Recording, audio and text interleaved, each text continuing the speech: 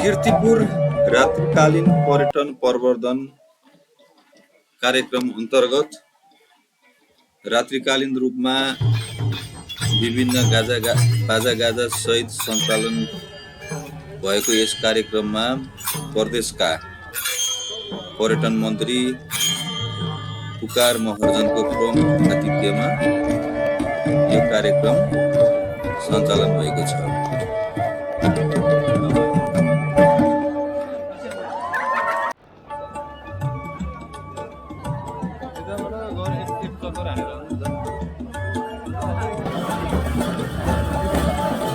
आन्तरिक पर्यटनलाई प्रवर्धन गर्ने योजना अनुसार आयोजना गरिएको यस महामेलामा समाजका विभिन्न दिग्गज व्यक्तित्वहरूले समेत सहभागिता जनाउनु भएको छ।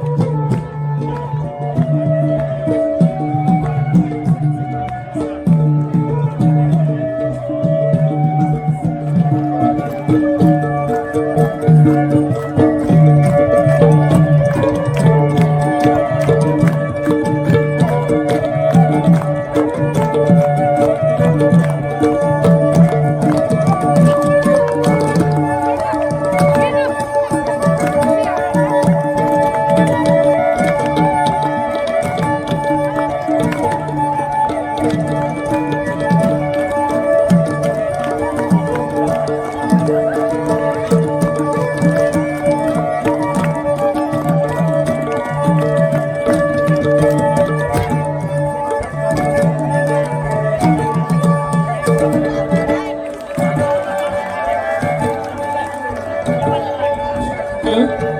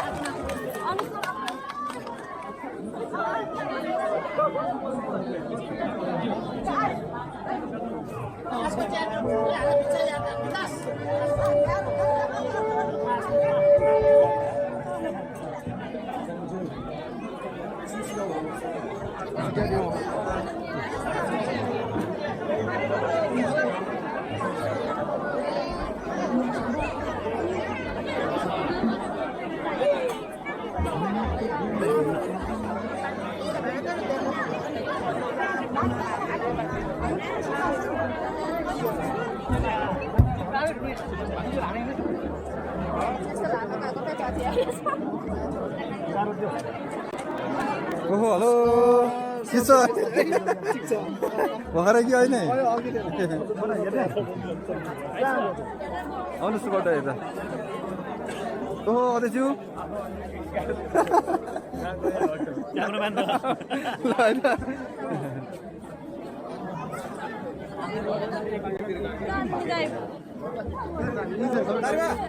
ओहो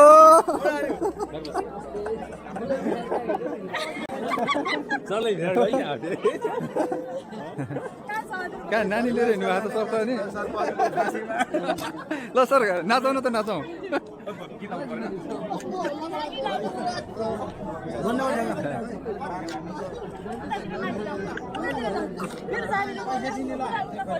छैन उता नेवारी मात्र छ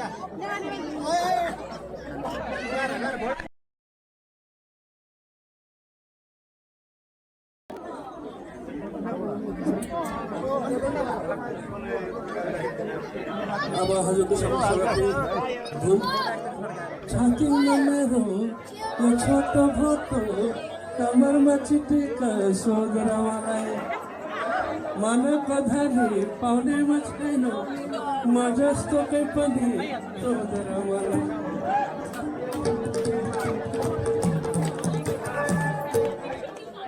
छोरा माननीय पर्यटन उद्योग तथा सहकारी मन्त्री बागमती प्रदेश उहाँलाई आज यस शुभारम्भ कार्यक्रममा आफ्नो सारगर्भिक भनाइहरू राख्दै आफ्नो कार्यकालमा यो किर्तिपुरको विकासको लागि दिने योगदानका खाकाहरू आफ्नै बोलीमा प्रस्तुत गरिदिनु हुन हार्दिक अनुरोध गर्दछु।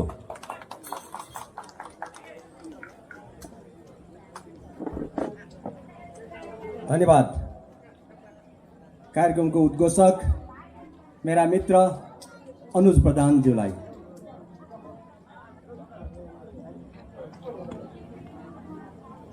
कीर्तिपुर रात्रिकालीन पर्यटन प्रवर्धन समारोहका आदरणीय सभाध्यक्ष एवं यस कीर्तिपुर नगरपालिकाका उपप्रमुख सुनिता साक्यज्यू, देशमा आसीन नेपाल पर्यटन बोर्डका वरिष्ठ निर्देशक हिक्मत सिंह अयलज्यू, अन्य अतिथिहरू,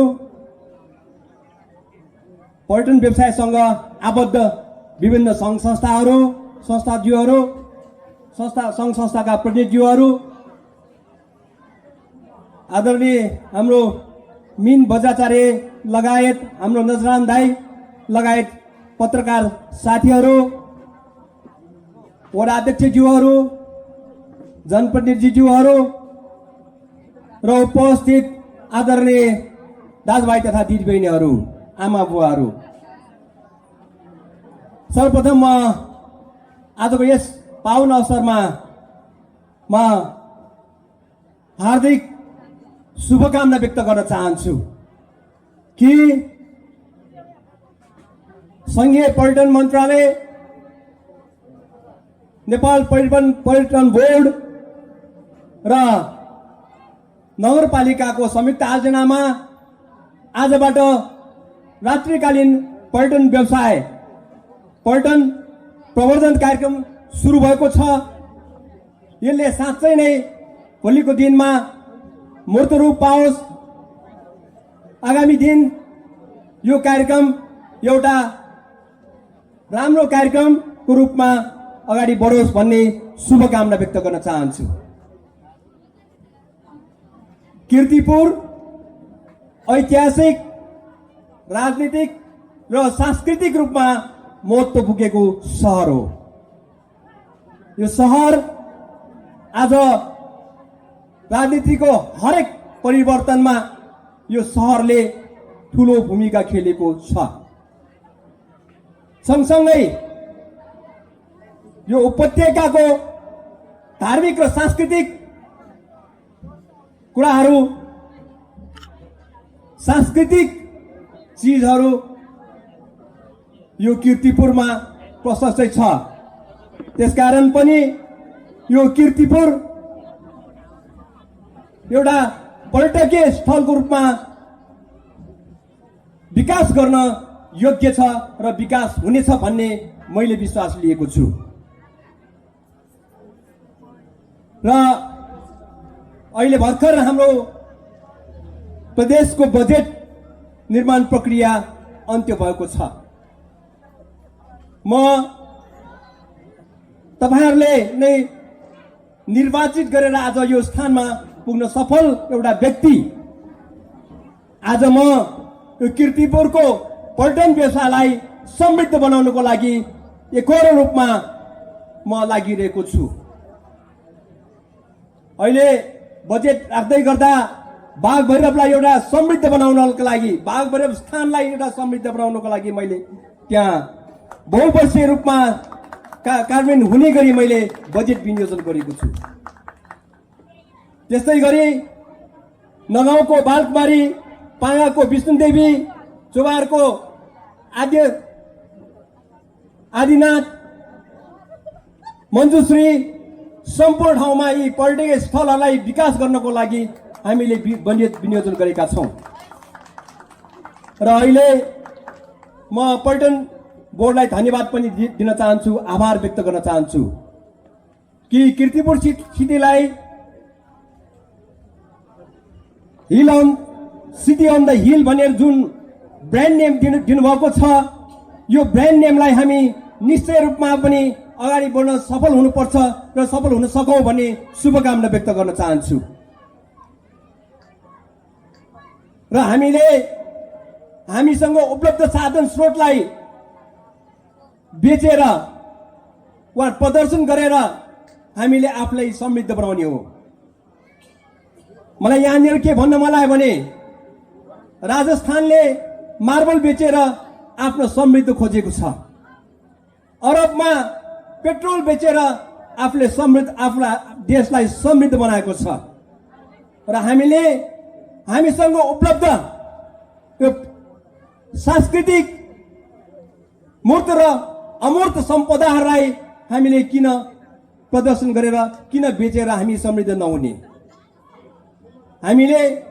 हामीसँग साधन स्रोत जे उपलब्ध छ त्यसैलाई आधार बनाएर हामी आफ्नो समृद्ध खोज्ने हो।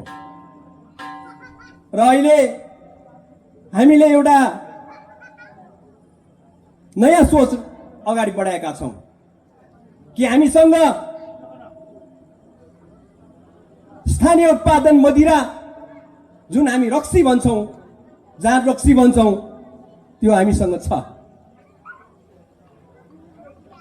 जहाँ रक्सीलाई एउटा निश्चित मापदण्ड बनाएर ब्रान्डिङ गरेर हामीले बजारमा ल्याउन सक्यौँ भने त्यसमा पनि त्यसबाट हामी रोजगारी सृजना गर्न सक्छौँ र त्यसबाट हामी आय आर्जन गर्न सक्छौँ। हामी सम्पूर्ण जनताहरू, धेरै जनताहरूलाई हामी समृद्ध बनाउन सक्छौँ।